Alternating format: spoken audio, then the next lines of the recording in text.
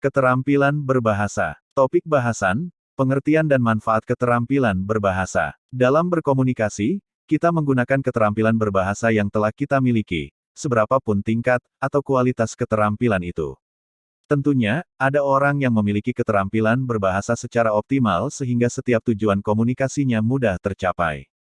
Namun, ada pula orang yang sangat lemah tingkat keterampilan berbahasanya, sehingga menimbulkan salah pengertian dalam berkomunikasi.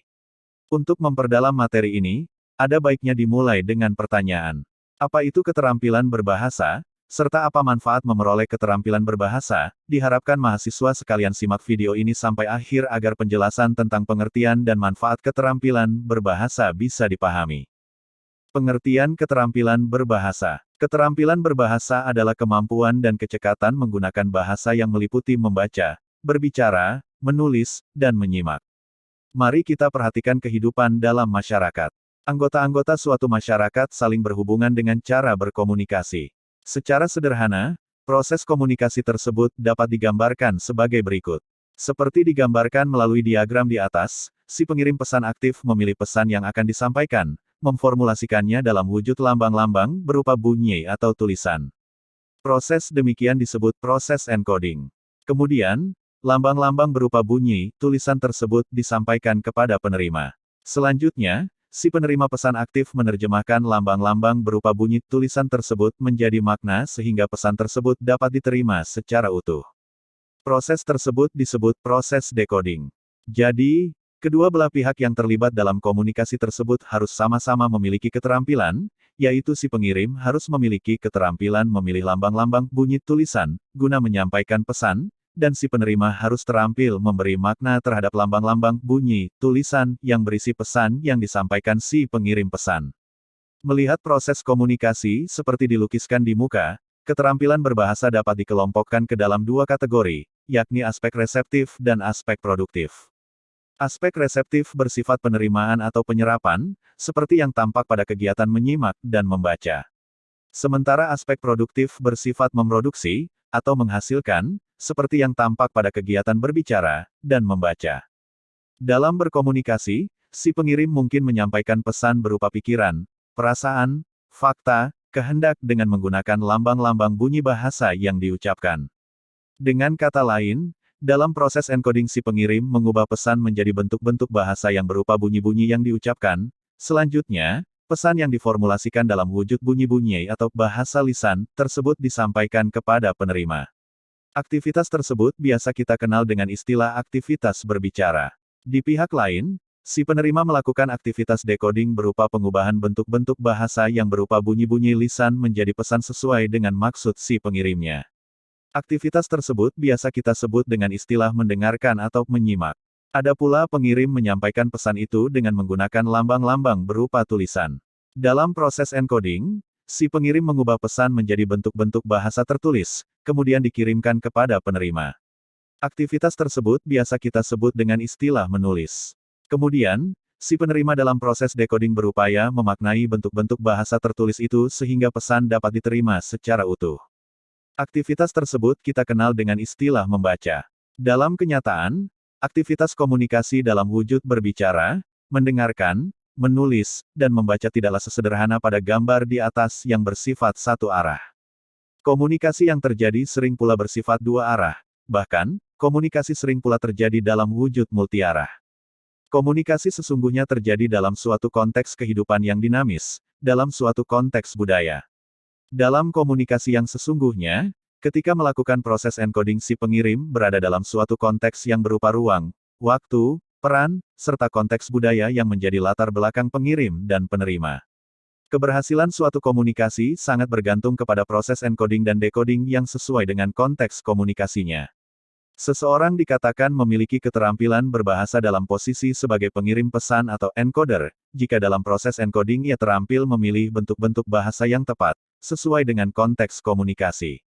Kemudian, ia dapat dikatakan memiliki keterampilan berbahasa dalam posisi sebagai penerima pesan atau decoder, jika dalam proses decoding ia mampu mengubah bentuk-bentuk bahasa yang diterimanya dalam suatu konteks komunikasi menjadi pesan yang utuh, yang isi dan maksudnya sama dengan maksud si pengirimnya.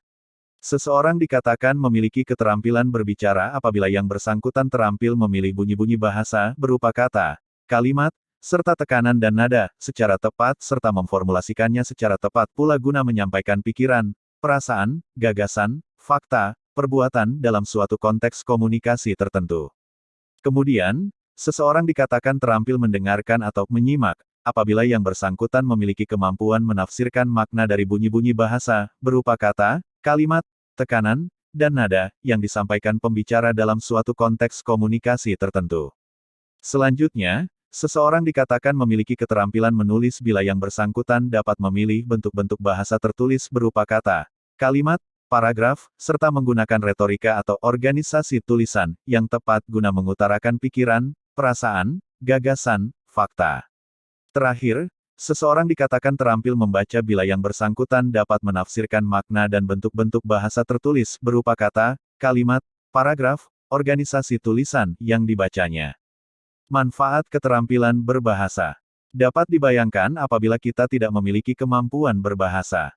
Kita tidak dapat mengungkapkan pikiran, tidak dapat mengekspresikan perasaan, tidak dapat menyatakan kehendak, atau melaporkan fakta-fakta yang kita amati. Di pihak lain, kita tidak dapat memahami pikiran, perasaan, gagasan, dan fakta yang disampaikan oleh orang lain kepada kita. Jangankan tidak memiliki kemampuan seperti yang dikemukakan di atas, kita pun akan mengalami berbagai kesulitan apabila keterampilan berbahasa yang kita miliki tergolong rendah. Sebagai guru, kita akan mengalami kesulitan dalam menyajikan materi pelajaran kepada peserta didik bila keterampilan berbicara yang kita miliki tidak memadai. Di pihak lain, para siswa pun akan mengalami kesulitan dalam menangkap dan memahami pelajaran yang disampaikan gurunya. Guru tidak memiliki keterampilan berbicara yang memadai, sebaliknya siswa tidak memiliki kemampuan mendengarkan dengan baik, maka proses komunikasi pun gagal dilakukan. Begitu juga pengetahuan dan kebudayaan tidak akan dapat disampaikan dengan sempurna, bahkan tidak akan dapat diwariskan kepada generasi berikutnya apabila kita tidak memiliki keterampilan menulis. Sebaliknya, kita tidak akan dapat memperoleh pengetahuan yang disampaikan para pakar terdahulu apabila kita tidak memiliki keterampilan membaca yang memadai. Banyak contoh lain yang menunjukkan betapa pentingnya keterampilan berbahasa dalam kehidupan. Bagi seorang manajer misalnya, keterampilan berbicara memegang peran penting. Ia hanya bisa mengelola karyawan di departemen atau organisasi yang dipimpinnya apabila ia memiliki keterampilan berbicara. Kepemimpinannya pun baru akan berhasil bila didukung pula oleh keterampilan mendengarkan, membaca, dan juga menulis yang berkaitan dengan profesinya. Sebaliknya, jabatan sebagai seorang manajer tidak akan pernah dapat diraih apabila yang bersangkutan tidak dapat meyakinkan otoritas yang berkaitan melalui keterampilannya berbicara dan menulis. Profesi-profesi di bidang hubungan masyarakat, pemasaran penjualan, politik, hukum, jaksa, hakim, pengacara, adalah contoh-contoh bidang pekerjaan yang mensyaratkan dimilikinya keterampilan berbahasa, baik aspek berbicara, menyimak, membaca, dan menulis.